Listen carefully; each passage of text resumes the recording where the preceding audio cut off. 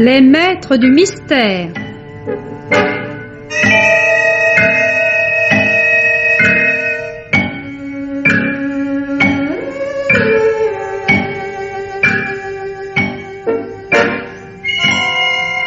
Parmi les chefs-d'œuvre du roman policier, Germaine Beaumont et Pierre Billard ont choisi pour vous ce soir Dans le bain d'une blonde, pièce radiophonique de Charles Maître d'après le roman d'Hugh J. Claret, avec Georges Chamara, sociétaire de la Comédie Française, Rosie Vart et Jean-Claude Michel, Henri Crémieux, Philippe Mareuil, Nelly Delmas, Raymond Pellissier, Jean Mauvais et Claude Bertrand.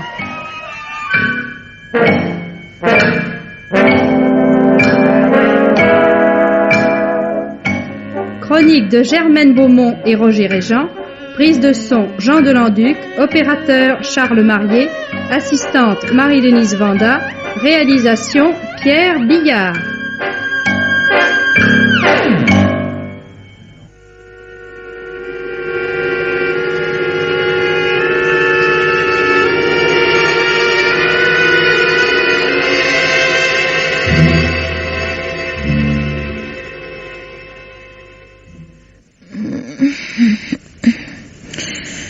Chérie. Chérie. Jean. Voilà, j'arrive. Je suis en train de te préparer un café du tonnerre. Embrasse-moi. Oh, Florence. Non, Florence, lâche-moi. Si tu continues ce petit jeu-là, tu n'auras pas de café. Tant pis. Tu m'aimes? Oui, je t'aime. Il n'y a pourtant pas longtemps que je te connais, mais je n'ai plus que toi en tête. Mais c'est pas tellement drôle. Ah bah, je peux partir. Je sais où aller. Oh, cesse de me le répéter sur tous les tons, je t'en prie. Tu es jaloux? Comment ne pas l'être? Je ne sais rien de toi. Je t'ai rencontré dans un bar et j'ai eu le coup de foudre. Je pensais que ça ne durerait pas, mais plus le temps passe, et plus tu m'obsèdes. C'est vrai, ça fait déjà 2 mois. En somme, si tu pouvais me garder sous clé, ça ne te déplairait pas? Je vais chercher le café, tiens, ça vaudra mieux. Jean. Quoi encore? Qu'est-ce que tu fais aujourd'hui? Comment qu'est-ce que je fais? C'est dimanche. On reste ici, non? Moi, j'ai besoin d'aller à Paris. À Paris? Pourquoi faire? Affaires personnelles et secrètes. Oh, tu veux rire? Mais tu me fais mal, lâche-moi. Qu'est-ce que c'est que cette histoire? C'est pas une histoire. Je t'ai demandé 50 000 francs. Tu peux pas me les donner, c'est pas de ta faute, mais moi, j'en ai besoin. Et tu comptes les trouver où? Ça ne te regarde pas. Tu te creves. Je t'aime, mais tu me rends la vie impossible. Je me demande pourquoi je reste ici. Mais tu viens de le dire. Parce que tu m'aimes. Quand je pense à tous les hommes qui sont prêts à me couvrir d'or... Enfin, bon sang, je ne suis pas millionnaire. En 15 jours, je t'ai donné plus de 200 000 francs. Qu'est-ce que tu fais de tout cet argent? Oh, tout cet argent! Pourquoi pas une fortune pendant que tu y es? Florence. Mais oui, mon chéri, je sais. Tu es secrétaire particulier d'un milliardaire, mais tu ne peux pas piocher dans la caisse. Tu gagnes bien ta vie, mais il y a des limites. Oui, tout ça est normal. Et je te fais pas de reproches. Seulement? C'est pas une raison pour que moi, j'ai pas envie d'un vison. Un vison, au mois de juin. Bah justement, c'est maintenant que les points sont intéressants. Bah tant pis. Je préfère attendre un peu. Oui, évidemment. Tu penses que d'ici l'hiver, tu te seras probablement lassé de moi. Ça, je te jure que je n'en prends pas le chemin. C'est bien simple, je ne peux pas passer 1 heure loin de toi sans me demander ce que tu fais. Oh, c'est bête la vie. Dire que si tu arrivais à gagner un peu plus d'argent, nous pourrions être si heureux. Non mais, tu sais, j'en connais beaucoup qui voudraient bien gagner ce que je gagne. Seulement, tu es un drôle de petit gouffre, toi. Un gouffre adorable, c'est entendu, mais un gouffre tout de même. Tout serait tellement plus simple si je t'aimais pas. C'est fou ce que tu peux avoir l'air sincère quand tu dis ça. Ouais, en tout cas, tu m'accuseras pas de rester auprès de toi pour tes millions. Qui sait? J'en ai tout de même 51 à mon compte personnel. 51 millions? Toi? Ils ne m'appartiennent pas, c'est entendu, mais ils sont quand même à mon nom. C'est une blague. Non, c'est pas une blague, mais tâche d'oublier ça. C'est la première fois que j'en parle à quelqu'un, c'est une fois de trop. Merci, c'est beau la confiance. C'est une combine avec ton patron? Oui. Constant Lambert n'a qu'une passion, la spéculation en bourse. Et comme sa fortune est estimée à près d'1 milliard, J'aime mieux te dire qu'il a l'air insolide et qu'il n'y va pas avec le dos de la cuillère. Et alors? Alors, il déteste la publicité. Les opérations se font sous mon nom et je touche 2% sur les bénéfices réalisés. Ça vaut le coup? Depuis 5 ans que ça dure, je me suis tout de même offert ce pavillon à la campagne et une assez belle voiture. C'est une cigarette. C'est pas avec mon seul salaire que j'y serais arrivé. Mais alors, si tout cet argent est à ton nom, tu pourrais filer avec sans que l'autre puisse te poursuivre? Oh non. Non, tout de même. Il a confiance, mais pas à ce point-là. Chaque mois, nous faisons les comptes et je lui signe un reçu qui balance exactement les valeurs que j'ai en main. Dommage.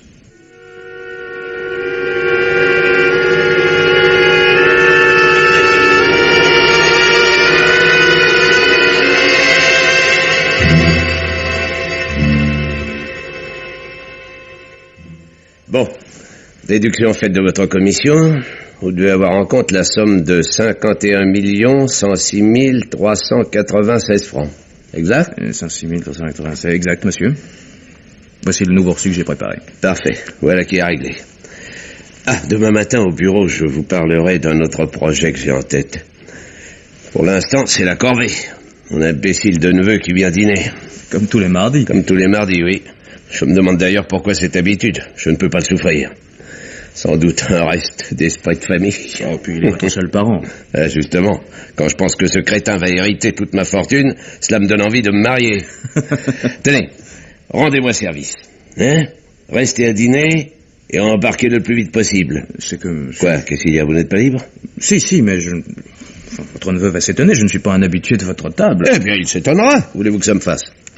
Tenez, venez. Je parie qu'il est déjà planté au milieu du salon.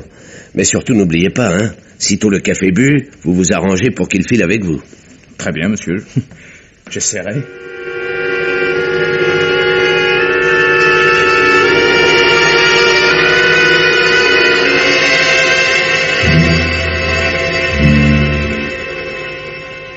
Eh oui, monsieur Valence, c'est ainsi. Je croupis dans une usine miteuse de Courbevoie et mon oncle, qui pourrait me faire une place dans son affaire, ne veut rien savoir. Tu ne vas pas recommencer, hein? Tu entreras dans la place quand je serai mort, et pas avant. Mais enfin, pourquoi? Et au nom de quel principe? Parce que c'est comme ça, un point c'est tout. D'ailleurs, à ton âge, c'est excellent de manger de la vache orale. Je vous demande pardon, monsieur, mais ceci est une discussion de famille et ma présence n'est peut-être pas indispensable. Si vous le permettez, je vais me retirer. Bon, je pars avec vous, car je suppose, mon oncle, que vous ne voulez pas prolonger cette conversation, n'est-ce pas? Oh, tu as deviné. Allez-vous-en tous les deux. Je n'ai pas votre jeunesse, moi. Je serais ravi de me coucher de bonne heure. Quant à toi, André, reviens mardi prochain. Mais tâche de laisser tes doléances au vestiaire, compris? Oh, très bien. Bonsoir, mon oncle. À demain, monsieur. Oui, c'est ça, à demain. Et merci.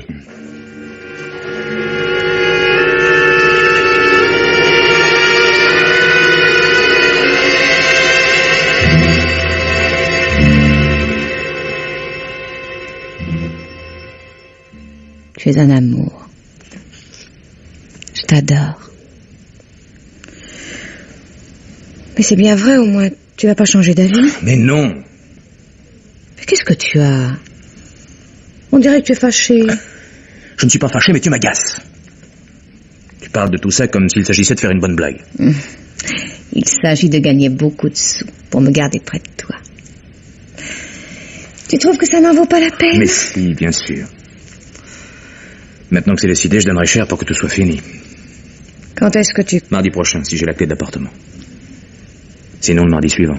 Et s'il apprenait entre-temps que tu as fait faire une clé? Comment veux-tu qu'il l'apprenne?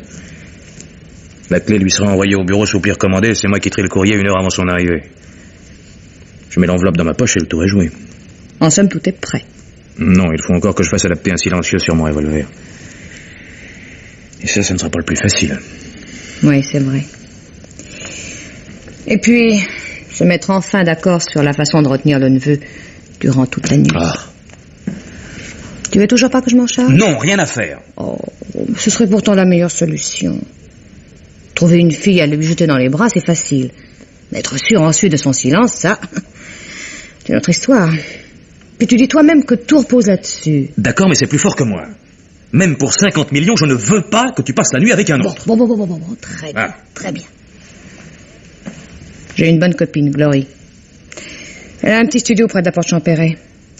Je pensais le lui emprunter, mais puisque tu veux rien savoir, elle pourrait peut-être se charger de retenir ton bonhomme. Tu en seras quitte pour lui offrir quelques semaines de vacances. Oh, une copine, ça me paraît dangereux. Ah, bah tu vois, t'es jamais tranquille. Oh, ce serait si simple. Je t'ai dit non. Ça me dégoûte. Mais enfin... Enfin quoi?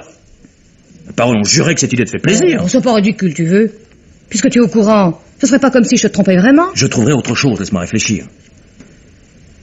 L'important est qu'il ne puisse jamais faire confirmer son alibi. Ah bah, si tu trouves, tant mieux. Mais dis-toi bien qu'il va remuer ciel et terre pour remettre la main sur la fille. Que ce soit moi ou lui. Oui, je sais. On verra. En ce qui concerne la voiture dont tu auras besoin, j'irai l'acheter demain. Prendre la mienne, ce serait courir un risque. Ah bah, t'es pas regardant. Il s'agit de 51 millions, c'est pas le moment de faire des économies. Oh, chérie, c'est formidable. Qu'est-ce qu'on va faire de tout cet argent? On s'occupera d'être heureux. Seulement, pour les détails, c'est encore un peu tôt. Le boulot d'abord. Je t'aime, Jean. Depuis que je te connais, je suis une autre femme. Je te crois. Il faut que je te croie. Parce que si je pouvais supposer... Oh, tais-toi, mon chéri. Non, sois pas bête. Puis viens là, tout près de moi.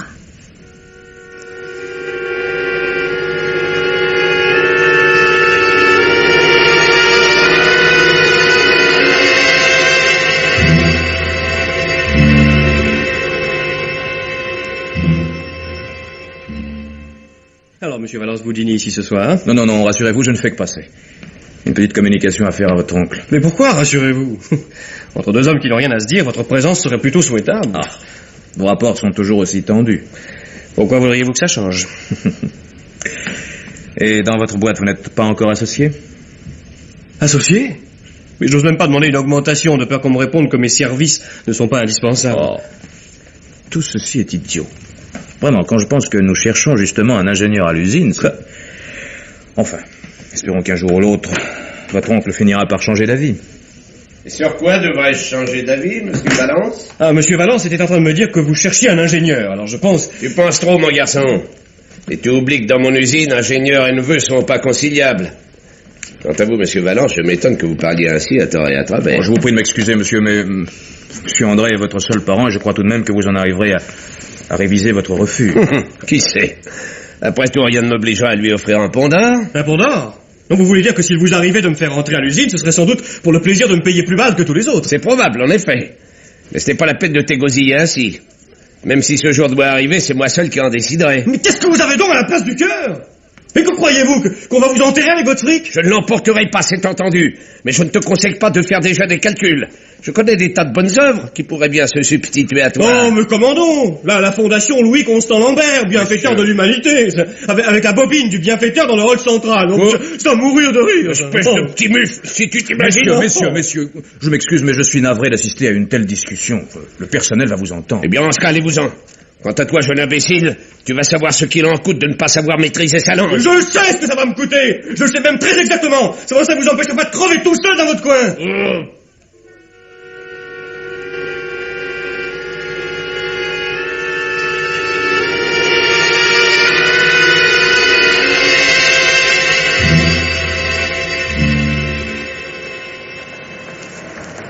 Alors? Ça y est. Ils sont en train de se bouffer le nez. J'ai réussi au-delà de mes espérances. Parfait, il ne reste plus qu'à l'attendre. J'ai l'impression que ce ne sera pas long. Je vais bien être pendu s'il reste encore pour dîner. Pourvu qu'il ne rentre pas directement chez lui. J'ai prévu ça aussi, mais ça m'étonnerait. Perdre quelque chose comme 1 milliard en 5 minutes, ça s'arrose. Tu crois que ma robe lui plaira? C'est splendide. Je pense que c'est abordé. Oh, chut, tais-toi, mon chéri. Pour le moment, de laisser vagabonder ton imagination. Tu es certain de pouvoir bloquer sa voiture? Non, c'est enfantin. Un petit bout de liège entre les vis platinées et le tour est joué. Dans l'état où il est, il ira pas y regarder. Sans compter que je vais lui faire boire un petit quelque chose en plus. Pourvu qu'il ne me rembarre pas. Oh, tu te sous-estimes. Je ne vois vraiment pas qui pourrait te résister. Tu feras bien attention. Hein. T'inquiète pas. Dès que vous serez arrivé, je file chez le vieux. Mais bon sang, n'oublie pas qu'il ne doit pas sortir avant demain matin. Fais-moi confiance. Il ne me quittera pas. Et puis, tâche de le faire boire le plus possible, hein. Rappelle-toi que je n'ai accepté cette solution qu'avec l'espoir que tu n'irais pas jusqu'au bout. Tu feras attention, Jean. Oui, c'est réglé comme du papier à musique. Bon. Arrive au pavillon demain matin, j'y serai. Attention, le voilà. Eh ben, ça n'a pas traîné. Vas-y, mets en route.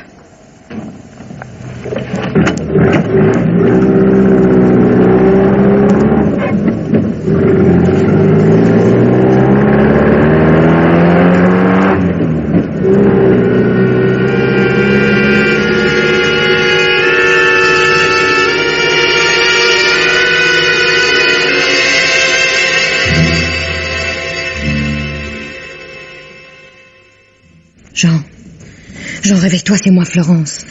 Jean. Hein? Qu'est-ce que... C'est moi. Oh, Florence. Oh, bon Dieu, j'étais en train de faire un de ces cauchemars. Vite, Jean, dis-moi vite, tout s'est bien passé? Oui. Oui, enfin, je t'expliquerai. Et toi? Oui, très bien. Dis-moi alors, ton patron, il est mort? Il est mort, oui. Quelle heure est-il? 7 heures. J'ai réveillé l'idiot il y a 1 heure. Et j'ai gentiment poussé dehors. Il était encore en plein cirage. Quand je lui ai dit que sa voiture était rue Fontaine, il a ouvert des yeux comme des soucoupes. Je l'ai vu partir en titubant vers la porte Champéret. Ne m'en parle plus, tu veux? Oh, écoute, mon chéri. Mon chéri, j'ai quelque chose à te dire. Quoi? Le gars, hier soir, il était tellement noir qu'il s'est rien passé, comme prévu. Vrai? Je te le jure. Tu es content? Oui, bien sûr. Alors maintenant, raconte. Ça a été dur? Atroce. Non. Mais pas de la façon que tu imagines. Je ne l'ai pas tué. Quoi? Mais tu viens de me dire... Il était mort, oui. Seulement, il m'avait pas attendu. Tu veux dire que quelqu'un était passé avant toi? Non, même pas. Il avait dû avoir une attaque, une embolie, je ne sais quoi. Je l'ai trouvé affalé sur son bureau. Ça alors? Comme tu dis. Mais alors? Le neveu, il va s'en tirer? Ah non. Ah non, quand j'ai pensé à lui couché à côté de toi, j'ai vu rouge. J'ai saisi un candélabre et j'ai défoncé le crâne du mort. Et c'est pas tout. Pour ce qui est de compromettre le gars, j'ai réussi un coup de maître. En plus de ce qui était prévu? Oui. Figure-toi qu'en sortant de chez le vieux, au moment de reprendre la voiture du tocard, j'aperçois 2 flics au bout de la rue. La bagnole était déjà du mauvais côté. Alors, saisi d'une inspiration, j'allume les phares et je me débine. Ça n'a pas loupé. 2 minutes plus tard, le pare-brise était décoré d'une contravention. Et alors? Et alors? Comment et alors? Je prends cette voiture en espérant qu'un témoin quelconque la remarquera, et je tombe sur 2 témoins officiels avec procès-verbal à l'appui. C'est pas un coup de maître, ça? Formidable! Mais tu es génial! Et t'en sûr pour l'argent? Trouvé dans le coffre, comme prévu. Il est déjà brûlé. Alors ça y est? Nous sommes riches? 51 fois millionnaire. Oh, chérie. Oh, c'est merveilleux. Quand est-ce que tu vas les toucher? Oh, pour ça, il faudra attendre la fin du mois. Impossible de liquider avant. Oh, zut, ça fait 27 jours. Ce sera long. Pour un paquet pareil, moi j'attendrai bien 1 an ou 2. Oui, tu as raison. Qu'est-ce qu'on va faire d'ici là? En ce qui te concerne, surtout, ne pas bouger d'ici avant que le neveu soit coffré. Et même après, je ne veux pas que tu mettes les pieds dans Paris. Ah, bah ça va être gai. Oui, mais c'est la moindre des choses. Il s'agit avant tout que le gars ne retrouve pas son unique alibi. Quant à moi, j'irai au bureau jusqu'au dernier jour. Ce n'est pas le moment de me faire remarquer. Oh, pas ce matin quand même. Comment pas ce matin? Tu veux dire surtout ce matin? Le domestique du vieux va découvrir le cadavre vers 9h ou 10h et il y aura un drôle de branle-bas. J'ai intérêt à être bien sagement à mon poste. Je vais mourir d'inquiétude, moi, en t'attendant. Pourquoi? Il n'y a absolument aucune raison pour qu'on me soupçonne. D'ailleurs, je te téléphonerai dès que je pourrai. Bien. Chérie, j'ai envie d'être embrassée par un millionnaire.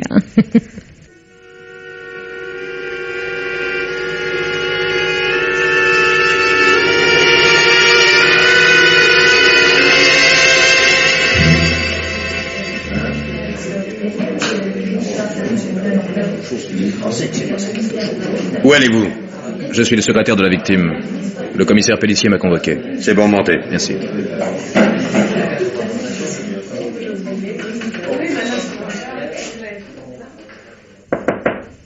Qu'est-ce que c'est?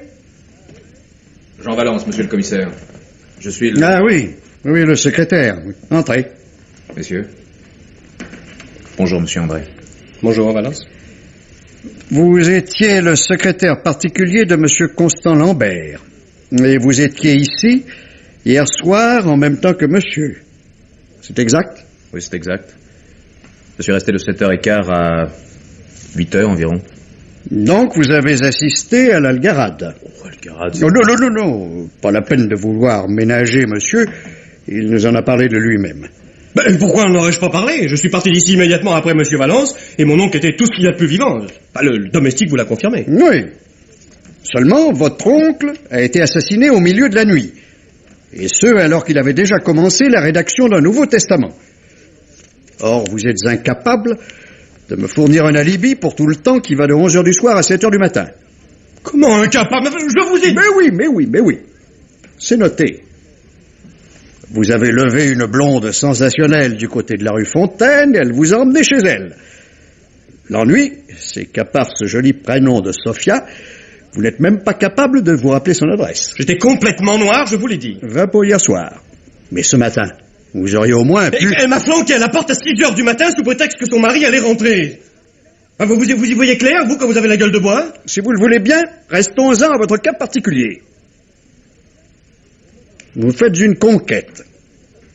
Mais au moment de l'emmener, votre voiture refuse de partir.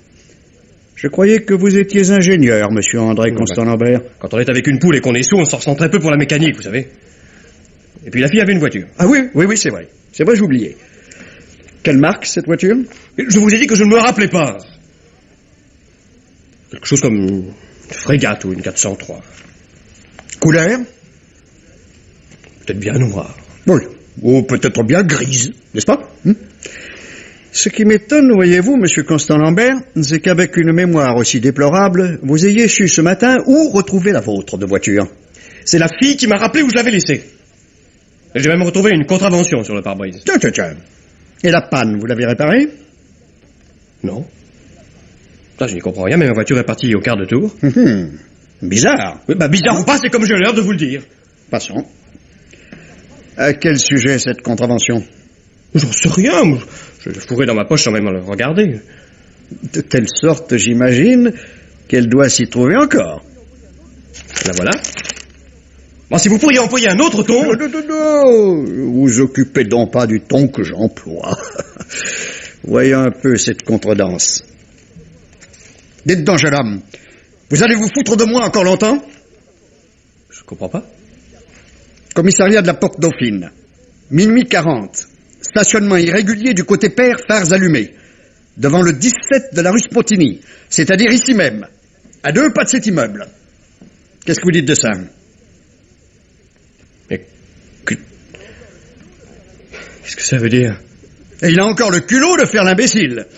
Enfin, mais qu'est-ce que c'est que cette histoire de fou, puisque je vous dis... Que vous n'avez pas quitté les bras de mademoiselle Sophia, c'est entendu. Vous raconterez ça au juge d'instruction. Vous m'arrêtez? Disons pour l'instant que je vous garde à disposition. Mais j'aime autant vous prévenir que la différence n'est pas grande. Mais si vous ne cherchez pas plus loin, hein, vous êtes persuadé que c'est moi et... Rassurez-vous. Rassurez-vous, nous interrogerons le barman de la boîte de nuit et nous tâcherons de retrouver votre conquête. Seulement, des Sophia blondes du côté de la porte Champéret, il risque d'y en avoir quelques-unes. Vous ne pourriez pas au moins préciser si c'est une vraie ou une fausse blonde? Oh, là, tout ce qu'il y a de plus blonde, de la tête aux pieds. Qu'est-ce que vous dites? Mais qu'est-ce qui vous prend, vous? Ça vous intéresse qu'elle soit vraie ou fausse? Non, excusez-moi, je pensais à autre chose. Oui. Eh ben, allez donc passer ailleurs. Quand j'aurai besoin de vous, je vous appellerai. Mais ne vous éloignez pas trop, hein? Non, je reste à côté, monsieur le commissaire. Quant à vous, mon garçon? Enfin, c'est un coup monté, je suis innocent!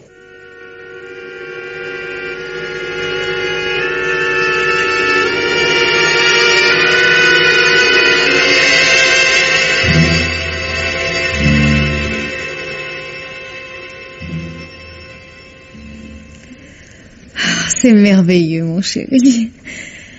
Tout est si bien réglé que je me sens capable d'attendre la fin du mois sans impatience. Oui.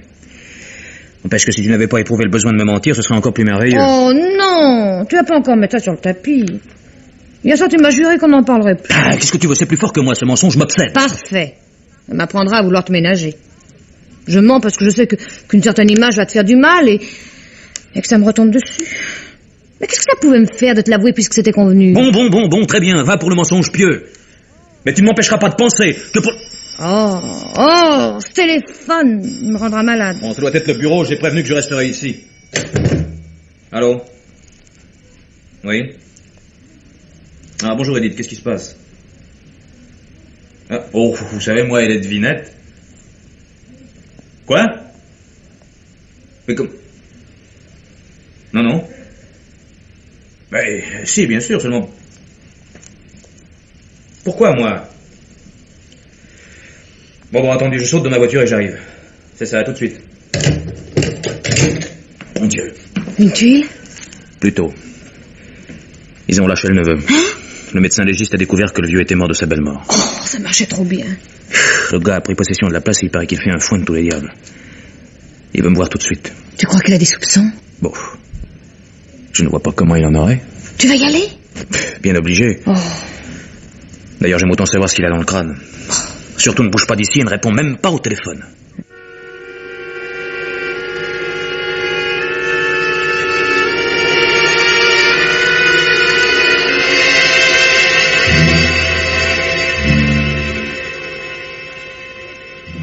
En résumé, voilà. Mon oncle est mort d'une embolie cérébrale et très peu de temps après, on lui a fracassé la tête. Oui, je dis très peu de temps, car sinon la plaie n'aurait pas saigné. Alors, aux yeux de la loi, frapper un cadavre ne constitue pas un délit bien grave, et d'autre part, on n'a rien volé. D'ailleurs, même dans ce cas, je ne pourrais pas être inquiété, je suis le seul héritier, et toujours aux yeux de la loi, on ne peut se voler soi-même. Donc l'action judiciaire s'éteint automatiquement. Ouais. En somme, vous êtes un petit vernis. Comment ça? 10 minutes de plus et vous étiez déshérité. Oui, évidemment. Remarquez que je suis ravi pour vous. Tout est bien qui finit bien. Tout est bien? Vous ne pensez tout de même pas que je vais en rester là, non? Il y a quelque part un ou plusieurs saligots qui ont essayé de me coller un crime sur le dos et qui ont bien failli réussir. J'y laisserai la moitié de ma fortune s'il le faut, mais je les retrouverai.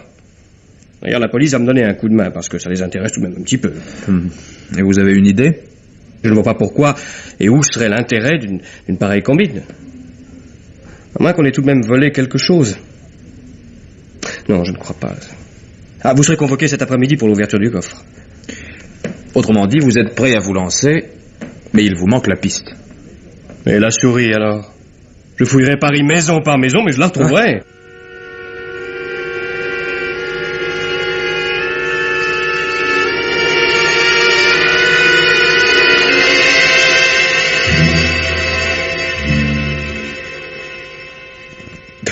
Franchement, monsieur le commissaire, vous m'étonnez. Pour une affaire où il n'y a pas de délit, vous êtes plutôt acharné. Ah, pardon. L'histoire de la clé est un fait nouveau, et qui constitue une violation de domicile. D'accord, vous avez fait un pas en avant. Vous savez qu'un chauffeur est venu commander la clé, mais vous espérez vraiment le retrouver? Oh, ça ne devrait pas être tellement difficile. L'expérience que vous venez de tenter prouverait plutôt le contraire. Nous venons tous de défiler devant vos 2 fabricants de clés, et tout le personnel, et ils n'ont reconnu personne. Ça prouve rien, ça. Il y a des déguisements presque parfaits. Ce qui compte, c'est que la lettre de commande sur papier de la maison a été tapée ici et sur votre propre machine. Non, rassurez-vous. Rassurez-vous, vous n'êtes pas visé. Je sais que vous êtes souvent absent et que n'importe qui a pu s'introduire dans votre bureau. Enfin, n'importe qui de la maison. Libre à vous de continuer vos recherches, la maison est à vous. Le patron continue bien les siennes. Toujours après sa blonde? Ça fait 2 semaines qu'il passe au peigne fin le quartier de Champéret. Il a maigri d'au moins 2 kilos. Mais je crois qu'il commence à se lasser. Ça m'étonnerait. J'ai l'impression qu'il a un mal de chien à digérer cette affaire. Sur ce, je vous laisse. Mais j'aurais peut-être encore besoin de vous. À votre disposition, monsieur le commissaire.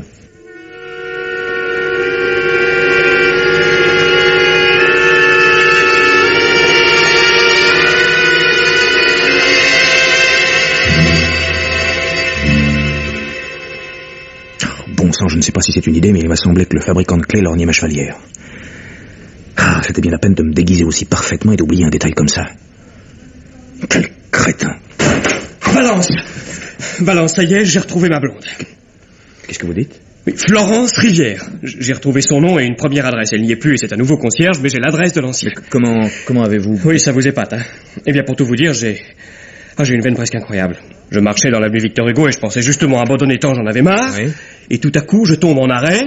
Dans une vitrine, là, le regard braqué sur moi, mademoiselle Florence Rivière, alias Sophia. Qu'est-ce que vous dites de ça? Et on vous a donné sans hésiter son nom et son adresse? Non, sans hésiter, non. Seulement j'ai sorti des billets grand format. Ça n'a pas traîné. Alors? Alors c'est parfait. C'est évidemment sensationnel. Mais maintenant? Je file à Saint-Flour. Oui, c'est là qu'habite l'ancien concierge de la fille. Par lui, j'aurai son adresse actuelle, ou tout au moins, je m'en approcherai. Saint-Flour? Vous avez l'air de ne pas vous douter que l'aller-retour vous fait dans les 1200 bornes. Oh, ça, je m'en balance, hein, je ferai bien le double avec plaisir. D'ailleurs, j'emmène le chauffeur. Dis donc, soyez ici sans faute, demain matin, j'aurai peut-être des instructions à vous téléphoner. Mais comment? Oh, nous épiloguerons plus tard, moi, je ne tiens pas en place. Je serai sans doute de retour dans 24 heures. Bah, souhaitez-moi bonne chance, au moins. Oh, ce serait superflu. Vous avez une veine de chef de gare. Enfin, bonne chance quand même.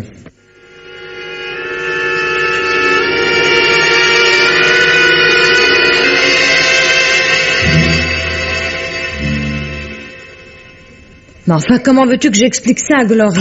Oh, débrouille-toi, raconte-lui ce que tu voudras, promets-lui de l'argent, beaucoup d'argent s'il le faut, mais je veux qu'elle soit ici ce soir même. Mais puisque je dis qu'elle est régulière, si je lui dis de la boucler, tu peux être sûr qu'elle dira rien. Ah oui. Eh bien, tu ne connais pas les arguments de monsieur André Constant-Lambert. Il est tout à fait capable de lui balancer 1 million sous le nez.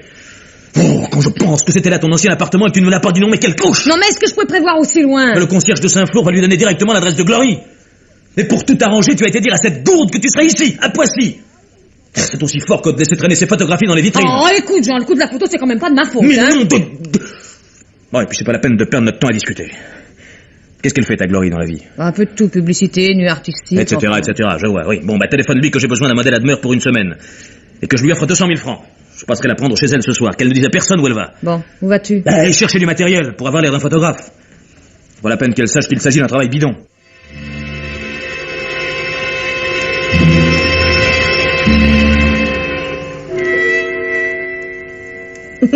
Bah, vrai, alors. Vous êtes un drôle de photographe. Depuis 3 jours que je suis là, vous avez bien dû tirer 12 clichés. À 200 000 balles la semaine, ça fait cher la photo. Oh, mais la quantité n'a rien à voir. Je suis très, très, très content de ce que nous avons fait. Voilà, vous pouvez vous rhabiller, c'est fini pour aujourd'hui. Vous êtes sûr? Non, écoutez, Glory, vous êtes adorable, seulement... Oui. Je suis l'amie de Florence, oui, c'est entendu. Mais elle a tort de nous laisser toujours seuls. Hier, c'était une promenade, aujourd'hui, le coiffeur. C'est à croire qu'elle le fait exprès. Vous croyez? Embrassez-moi, Jean. Attention. Alors les enfants, ça marche le travail? Dis donc, toi. Tu la sers de bien près pour lui montrer la pose. Je lui montre un truc difficile que nous ferons demain. Oui, oui. Bon, bien, pour aujourd'hui, fini le travail, hein. Le charmant petit modèle peut se rhabiller. Bon, et ben je vais dans ma chambre et puis je reviens. Elle est vraiment faite au moule, cette petite.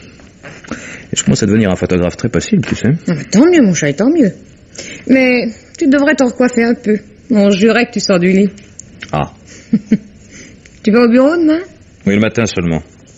J'ai encore 2 après-midi. Oh, il est vraiment généreux, ton nouveau patron.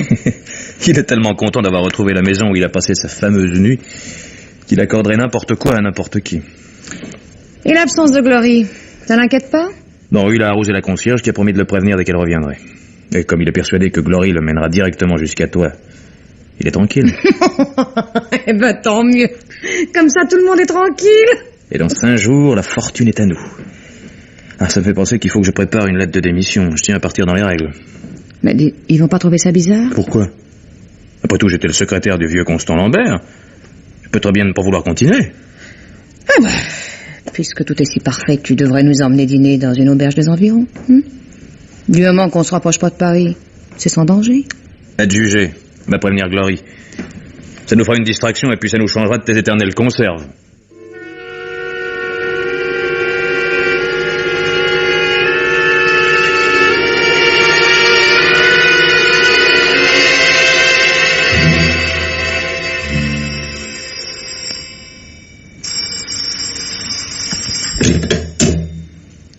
Oui. Allô, Florence? C'est moi, oui. Je t'appelle d'un café à côté du bureau. Je voulais savoir comment tu allais. Oh, terriblement vaseuse. Je viens de me réveiller. Glory est encore dans le cirage, elle. Ça vous apprendra à vous méfier du champagne. Ceci dit, je t'appelais aussi parce que je dois rester à Paris. Je dîne ce soir avec le neveu Constant Lambert. Allô? Allô, tu m'entends? Oui. Tâche de pas rentrer trop tard. Hein. Tu sais qu'ici, je n'aime pas rester seule la nuit. Tu n'es pas seule. Il y a Glory. Oh, t'es encore plus froussarde que moi. Bon, je ferai mon possible pour rentrer avant minuit. À ce soir. Voilà.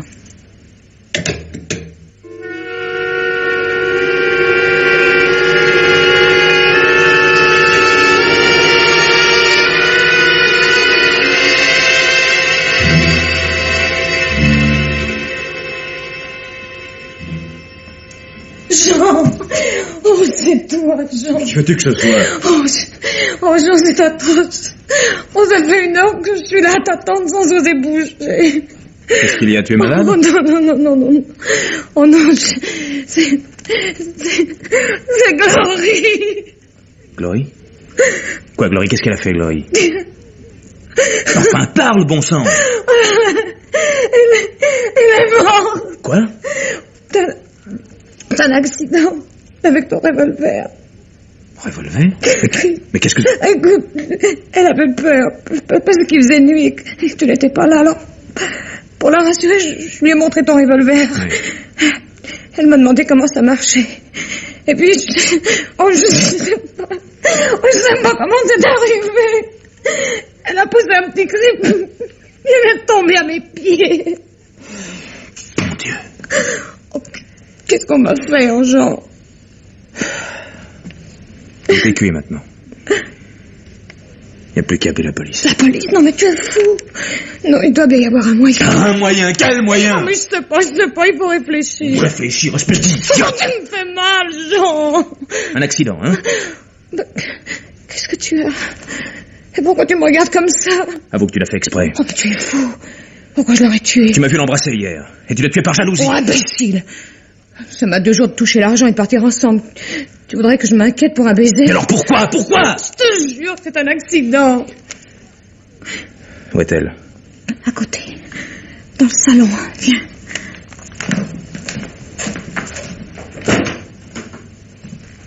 Qu'est-ce qu'on va faire? Pauvre gosse. Commence par m'apporter une couverture.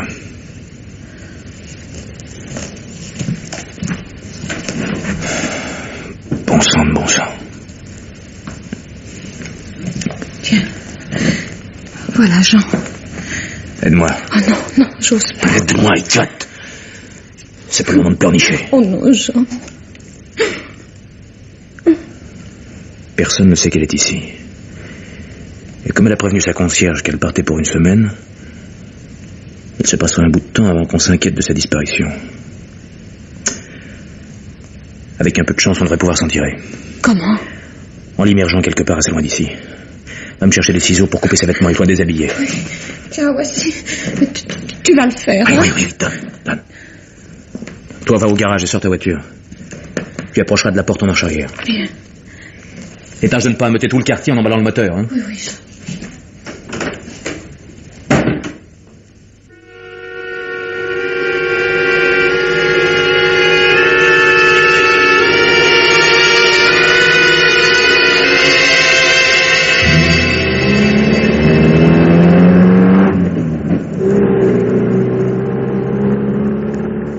Voilà le jour qui se lève.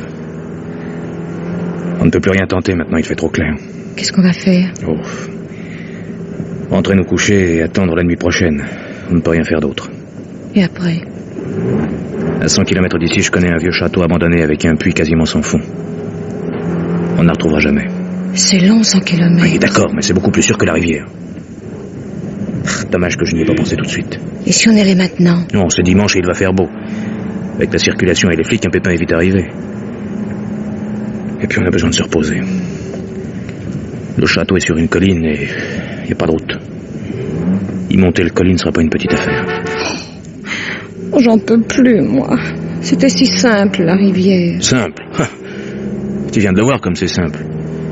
Ici des amoureux, là des campeurs, plus loin un pêcheur. Les berges grouillent de monde. Pêcher la nuit. Non mais faut y être bête.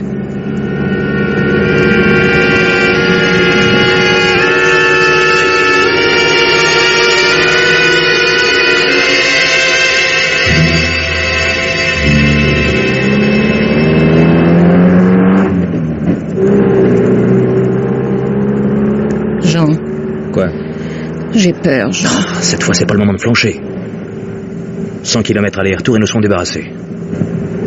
Et puis n'oublie pas que c'est toi qui nous as fourrés dans ce pétrin. Jean, il y a 2 motards de police devant nous. Ah oui, j'ai vu, et alors? Il y en a sur toutes les routes.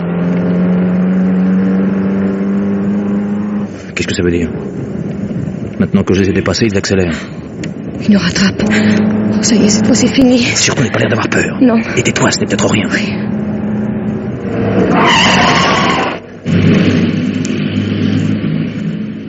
Qu'est-ce qui se passe? Il se passe que votre feu arrière n'éclaire plus, vous ne le savez pas? Ah, mais il marchait il y a un quart d'heure. Oui, comme d'habitude. À croire qu'ils s'éteignent en nous voyant. Attendez, je vais regarder ça. Bah, vous voyez, ça remarche. Sans doute un mauvais contact. Oui, bon, ça va pour cette fois, mais tâchez de voir cela de plus près, hein. Et dites-moi, qu'est-ce que vous transportez là derrière? Un cadavre. Dites donc, il aura pas froid, il est bien emballé, hein. Non, je vais camper avec ma femme, c'est notre matériel. Vous voulez voir? Oh non, allez, ça va. Mais faites-moi réviser ce feu arrière, hein. Entendu, merci.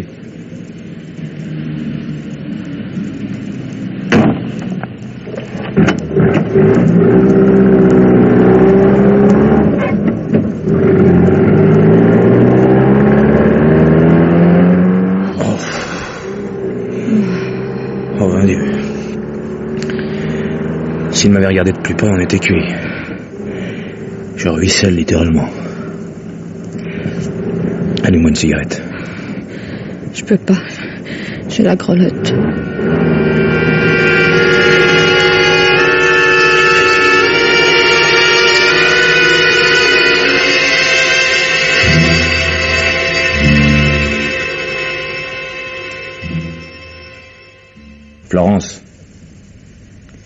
Florence, réveille-toi, c'est l'heure.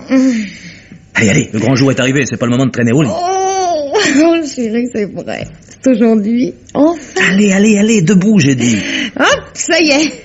T'as déjà vu une femme sortir du lit à cette vitesse-là, toi? Oh, bah si tu ne te lèves pas pour aller rechercher 51 millions... Embrasse-moi.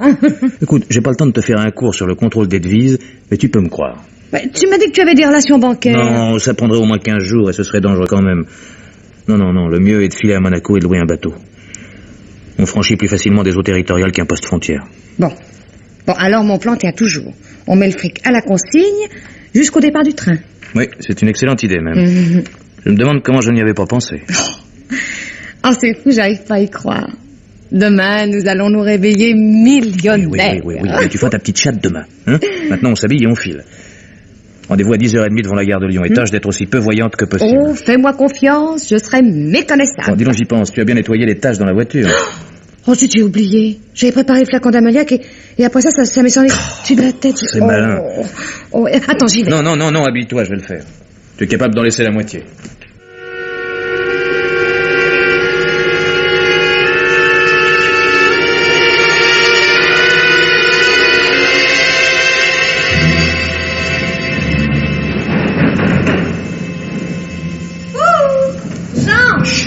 Pas la peine de crier comme ça, je t'avais vu. Alors? Et alors voilà, j'ai mis les poussières dans ma poche, et il y a 50 jolis millions dans cette valise. Ça doit être lourd. Voilà. Tu crois que je pourrais la porter? Essaye. D'ailleurs, la consigne est à 2 pas, puisque tu tiens à brouiller les pistes, il vaut mieux que je n'aille pas plus loin. Oh, je tiens. Tu m'as dit que c'était une bonne idée. Oui, d'accord. Vas-y vite pendant qu'il n'y ait personne. Oui.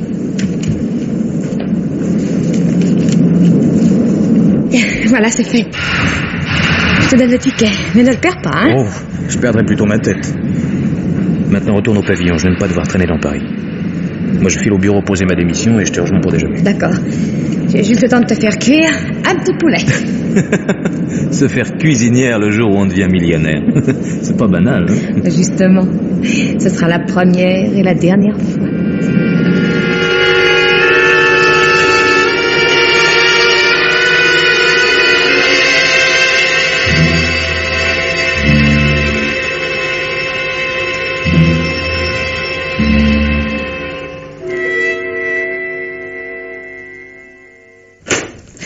Monsieur Valence, on vous cherche partout.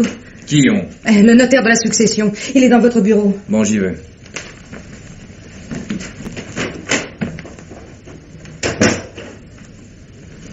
Monsieur Valence, je commençais à désespérer, j'allais partir.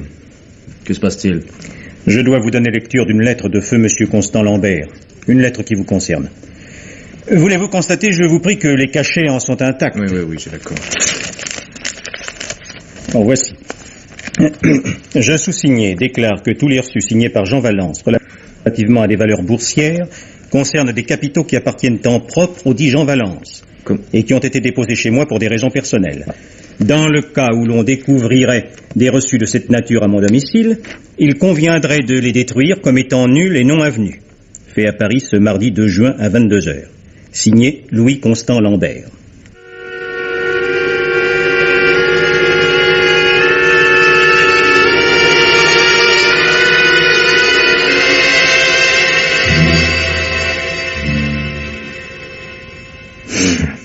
Imbécile. Pauvre imbécile. Risquer la cour d'assises pour m'emparer de millions qui m'appartenaient. Fracasser le crâne d'un pauvre vieux qui, une heure avant de mourir, me léguait une fortune. Et pour couronner le tout, une pauvre môme morte inutilement. Ah, c'est à se jeter la tête contre les murs.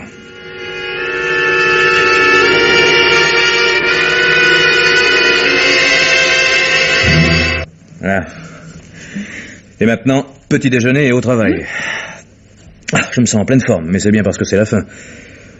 Oh, s'il me fallait revivre la nuit de dimanche et la journée d'hier, je crois que... On n'y pense plus, mon cher. Oui, facile à dire. C'est pas toi qui as eu hier la visite du commissaire. Quand il m'a parlé de ma chevalière, j'ai cru que c'était le commencement de la fin. Oh, t'as secrétaire quand même qu'un imbécile. En tout cas, ça prouve qu'il l'a cuisiné en détail. Et ça ne me dit rien de bon. Bon, on a tout de même bien le droit de perdre une chevalière et de la remplacer, oui, non? Oui, c'est ce que je lui ai dit. Mais il n'a pas eu l'air très convaincu. Oh, tu te fais des idées. De toute manière, ce soir, on sera dans le train. En admettant qu'il ait de vagues soupçons, il ne pourra jamais nous gagner de vitesse. Oui, bien sûr. N'empêche que c'est bien dommage de ne pas pouvoir passer tout de suite à l'étranger. Je comprends pas pourquoi, d'ailleurs.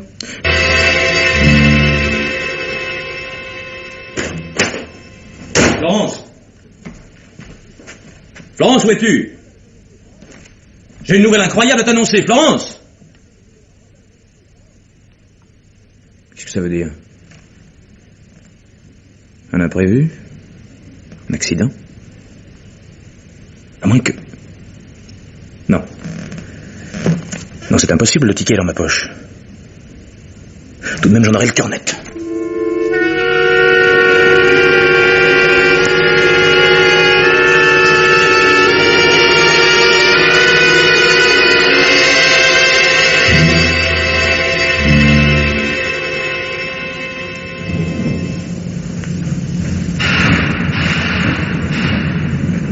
Mon bagage, s'il vous plaît. Tout de suite, monsieur. Voici. Hein? Non, c'est pas ma valise. Comment ça pour votre valise? 342 ici et 342 là, c'est pas juste peut-être. Ah oui. Vous avez raison. Je comprends maintenant. Il est cinglé ce mec-là.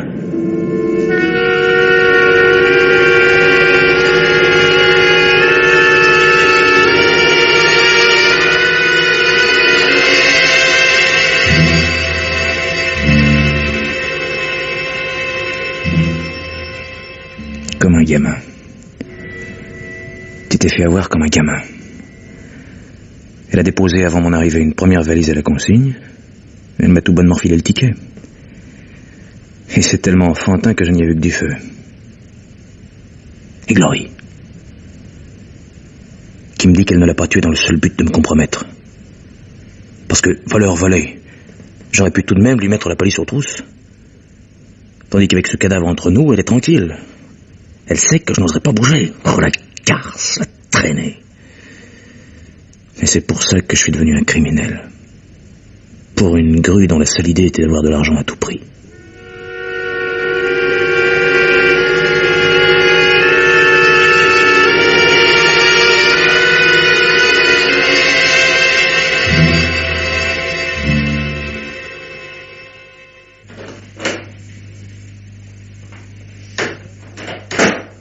Bonjour, monsieur Valence. Qu'est-ce que vous faites chez moi?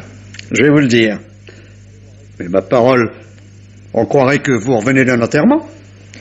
Je ne pense pas que vous soyez venu jusqu'ici pour constater ma bonne mine. Très juste. Je suis là pour obtenir de vous quelques éclaircissements. Par exemple? Eh bien, par exemple, j'aimerais connaître le montant des reçus que vous avez dérobés dans le coffre de votre patron. Qu'est-ce que c'est que cette invention? Je vous en prie, monsieur Valence, ne m'obligez pas à vous raconter en détail ce que vous connaissez mieux que moi. J'ai eu connaissance de la lettre que vous a lue le notaire, et j'ai su par elle que vous étiez l'homme de paille de Constant Lambert. Ça prouve que vous avez de l'imagination. Non. J'ai surtout de l'entêtement. Votre erreur, voyez-vous, monsieur Valence, disons même votre double erreur, ça a été votre chevalière. Oublier de l'enlever pour aller commander la clé, c'était déjà monumental. Mais la changer après le coup de la confrontation, c'est de l'amateurisme. C'est là-dessus que vous comptez bâtir une accusation? La lettre de commande a été tapée sur votre machine. Et vous connaissiez mieux que personne la signature de votre patron. Oh, c'est fou. C'est fou le nombre de choses que j'ai pu faire pour aller assommer un mort. Vous ne vous étiez pas aperçu qu'il était mort. Bon, c'est parfait. Racontez-moi la suite de votre roman, c'est passionnant. Et ça va le devenir encore plus. Car c'est ici qu'entre en scène mademoiselle Florence Rivière. Ah oui, la blonde fantôme. Pas si fantôme que ça, puisqu'elle vit ici depuis 3 semaines. Non, pas la peine de prendre ces terres ahuries. Vos voisins ont parfaitement reconnu sa photographie. Où est-elle, monsieur Valence? Vous n'allez pas me croire, mais si vous pouviez me le dire, ça me ferait bougrement plaisir. Comme vous voudrez. La maison est gardée, j'ai tout mon temps. Monsieur le commissaire, j'en ai assez. Supposons que votre roman tienne debout. Je dis bien supposons. J'aurais frappé un cadavre et volé des reçus qui, par ailleurs, sont certifiés nuls et non avenus. Alors? Et la violation de domicile? C'est un crime? Un délit. 6 jours à 3 mois de prison. Bon, avec un bon avocat. Et même, ce ne serait pas la mer à boire. Vous avez raison. Aussi, je vous propose un marché. Je vous écoute. Vous m'aidez à mettre la main sur mademoiselle Rivière, et je vous tiens quitte du reste. D'accord. Et je vous préviens qu'elle a filé sans laisser l'adresse. Avec mes 50 millions. Bigre. Je comprends que vous ayez envie de la retrouver. Mais dites-moi, j'y pense. Elle a peut-être été rejoindre son amie Glory. Glory? La propriétaire de l'appartement où le neveu a passé sa fameuse nuit. Vous savez bien. Ah oui, en effet. Oui, cette petite Glory qu'on attendait chez elle alors qu'elle était ici même. C'est faux. Je ne sais pas de vous... Ne vous fatiguez pas, monsieur Valence. Les voisins l'ont vu également. Tout au moins, jusqu'à samedi. Bon, admettons. Elle a passé quelques jours ici et puis elle est partie. C'est simple, non? Tellement simple que nous allons choisir un autre sujet de conversation. Il y a longtemps, monsieur Valence, que vous possédez 2 voitures. Comme 2 voitures? Oui, je me suis permis de jeter un coup d'œil dans votre garage. Ah oui, vous avez vu la voiture de Florence Rivière? Tiens, elle ne l'aurait pas emmenée. Oh, il est vrai qu'avec 50 millions. Et puis, elle empeste l'ammoniaque, cette voiture. Ce n'est pas très agréable. Pour tout vous dire, j'ai l'impression que l'on s'est servi d'ammoniaque pour effacer des taches. Vous n'auriez pas une petite idée? Non. Je vous sais gré de ne pas me répondre qu'il y avait là des taches de graisse. C'est toujours un peu de temps gagné. Parce que, pour ma part, j'ai une autre idée. On peut savoir? Plus tard. Je voudrais que vous me disiez d'abord, ce sera ma dernière question, ce que vous faisiez dimanche après minuit sur la route de Bonnières. Dimanche? Je devais rentrer de promenade. En marche arrière, alors. Viens. Patron. Est-ce que le gars est arrivé? Et il arrive à l'instant, patron. Bon, dis-lui de venir. Tout de suite, patron. Vous avez monté une affaire terriblement hasardeuse, monsieur Valence. Et ce qui m'étonne, c'est que vous n'êtes ni un dévoyé ni un bandit, encore moins un dur. Disons qu'une blonde m'a entraîné dans son bain. Vous auriez pu vous apercevoir au moins que l'eau était trouble. 1 seconde, s'il vous plaît. Alors, monsieur Valence, vous ne voulez pas admettre que Glory est morte et que dimanche soir, vous transportiez son cadavre. Non, mais vous êtes cinglé. Qu'est-ce que c'est Bon. Très bien. Entrez. Monsieur le commissaire. Pas la peine de vous dire si je le reconnais, hein. Qu'à le regarder. Je suis innocent. Je vous jure que ce n'est pas moi. Je vous le jure. Et qu'est-ce qu'il a fait? Jusqu'à plus ample informé, il a transporté un cadavre. Hein? Oh la vache. C'est ce qu'il m'a répondu quand je lui ai demandé ce qu'il trimballait. Ça vous apprendra à vérifier. Ça m'apprendra à être bon type, vous voulez dire. Eh ben, heureusement que j'avais tout de même relevé le numéro.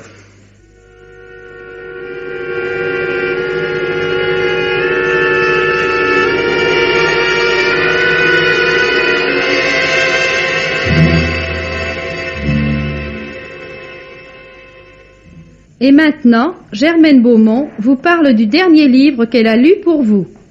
On peut dire qu'avec le nouveau livre d'Albert Simonin, intitulé Une balle dans le canon, et publié dans la série noire Gallimard, le roman policier fait une rentrée très brillante. Ce livre était attendu avec impatience, et chacun sait qu'aucun auteur n'aime ce genre d'impatience qui ressemble fort à celle de tels spectateurs attendant que le dompteur soit mangé par le lion. Mais Albert Simonin est un dompteur coriace et les lions ne sont pas près de le manger. S'il ne nous propose pas un personnage à la hauteur de Max le menteur, il nous entraîne à un rythme accéléré sur les pas feutrés d'un certain Pépère, dont le nom bonasse ne peut faire illusion qu'à des débutants.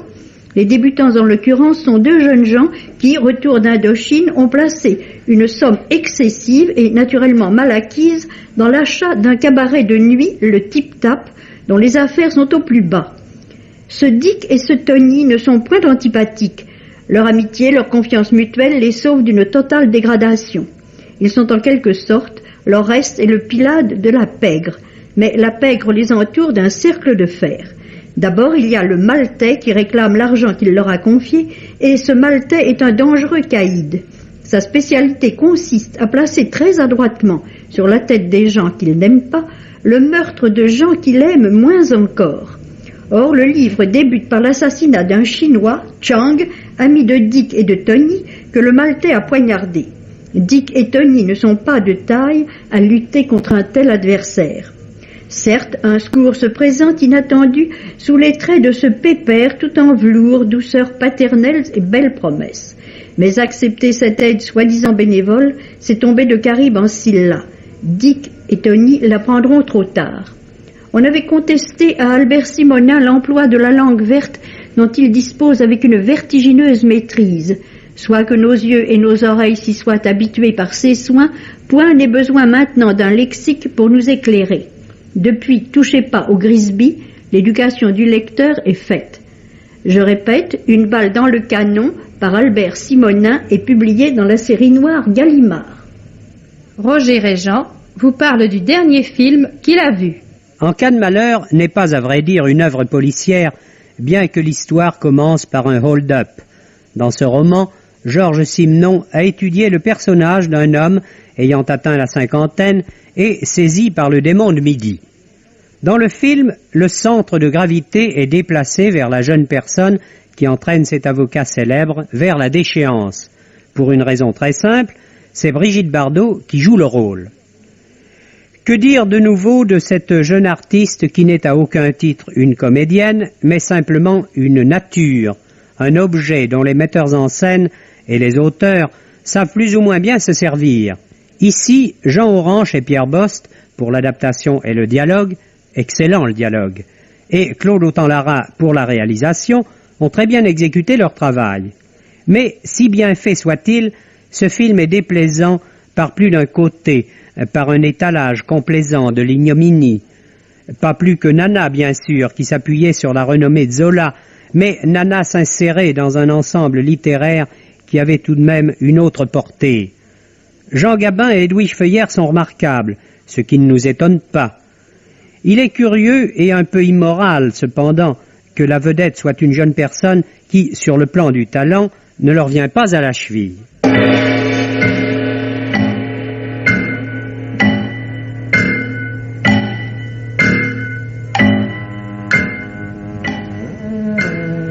Les maîtres du mystère.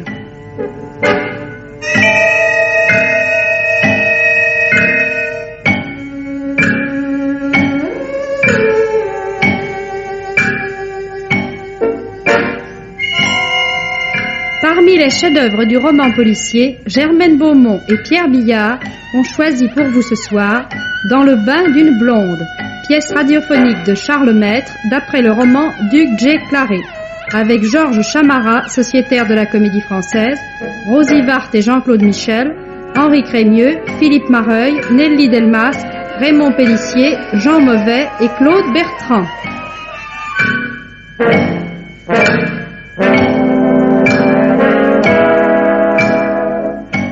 Chronique de Germaine Beaumont et Roger Régent, prise de son Jean Delanduc, opérateur Charles Marié, assistante Marie-Denise Vanda, réalisation Pierre Billard.